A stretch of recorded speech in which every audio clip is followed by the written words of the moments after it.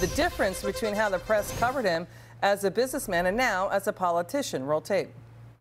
I've always seemed to get, for whatever reason, a disproportionate amount of press or media.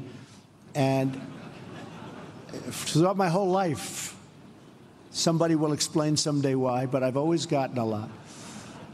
And as a businessman, I was always treated really well by the press. You know, the numbers speak and things happen, but I've always really had a very good press.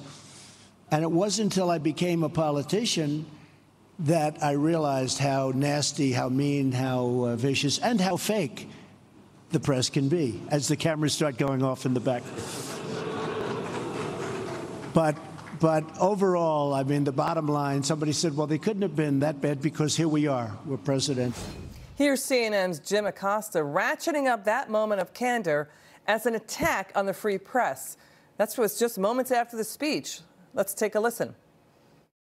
The most fascinating moment came at the very end there, where the president went off script for a few moments and took a shot at the press and said how fake the press can be in the U.S. He has been mixing and mingling with these fat cats and bigwigs nonstop ever since he's been on the ground here in Davos. It was rather remarkable to hear the founder of this World Economic Forum also take jabs at the press and say that the president is the victim of biased interpretations and misconceptions. All in all, that was a fairly pitiful display.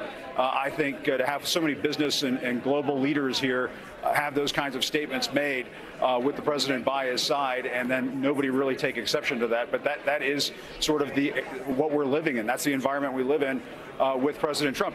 You know, Katrina, I've been a journalist for 30 years. I've been at the Wall Street Journal and Forbes magazine. The one thing journalists hate is to be pinned down. Journalists hate to have questions asked of themselves. Are they taking themselves too seriously? They're calling this fascism.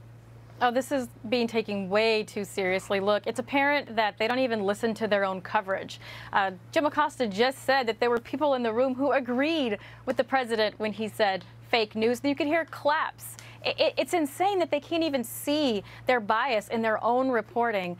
No, not everyone is going to agree. That's why this is politics. That's why there are two sides. But President Trump is definitely on something, and the media has got to get it together and start reporting the news in a fair way, or they're going to be obsolete.